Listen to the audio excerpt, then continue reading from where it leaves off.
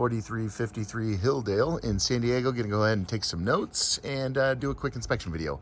So we obviously have got some serious wear and tear on those gutters. Glad to hear that we'd like to take those down. Those are definitely garbage all the way around the house.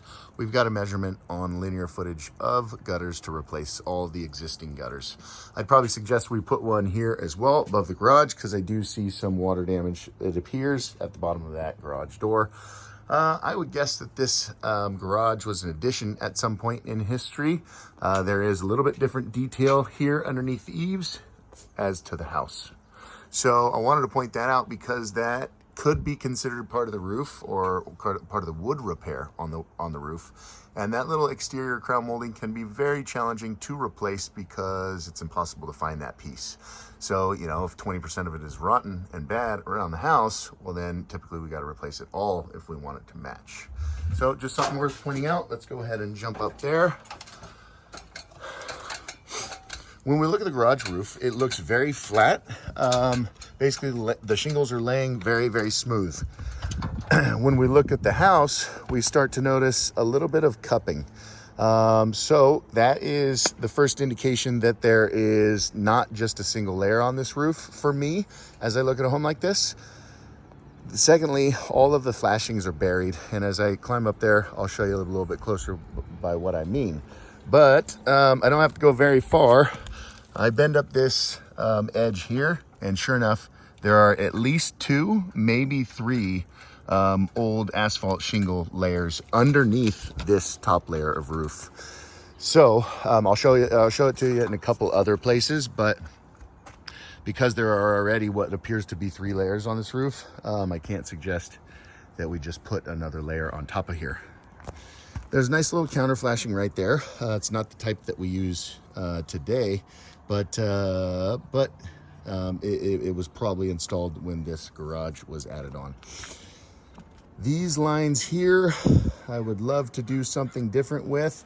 There's no way to properly waterproof them the way they're coming out of the roof, and also how they're right up against the wall. There's always some, you know, tricky way to waterproof something like that long term. But yeah, those are a little bit funky. Anyways, let's move on. We got a gable end vent here that allows cool air into the attic space, and then we want to have whirlybirds or other types of vents to allow the hot air out. We see the repairs here and there. That's no big deal, to be expected. Okay, so the flashings, if there's only 1 layer of roofing here, we would be able to see the bottom half of the galvanized metal flashing between the shingle courses, and we can't see those on any of the flashings except for the whirlybirds. So what does that tell me? That tells me these whirlybirds were added when this top layer of roofing was installed. If we come over here to the opposite side of the house and we look under there, that looks almost like 3 or 4 layers. So that is a lot of weight on this house, and definitely not okay to add any additional layers or weight.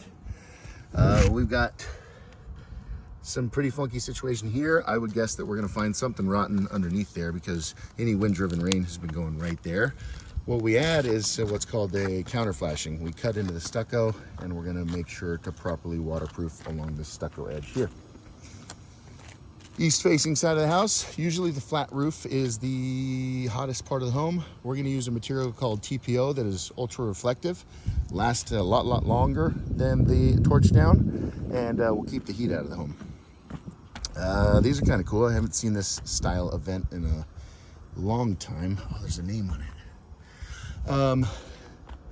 Believe it or not, the vents that we like to use nowadays, as opposed to whirlybirds with bearings and moving parts, they look a little bit more like these. They're called O'Hagan vents.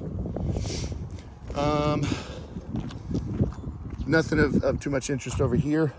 This valley right here needs some extra care and attention. Anytime you get a 45-degree angle in architecture, it creates some vulnerability. And the chimney. So the chimney needs some counter flashing as well. I like the fact that there's a cricket there, but you can see that there is some stucco damage because of all the moisture and the mastic that has been used for waterproofing throughout the years. Definitely time for a new roof.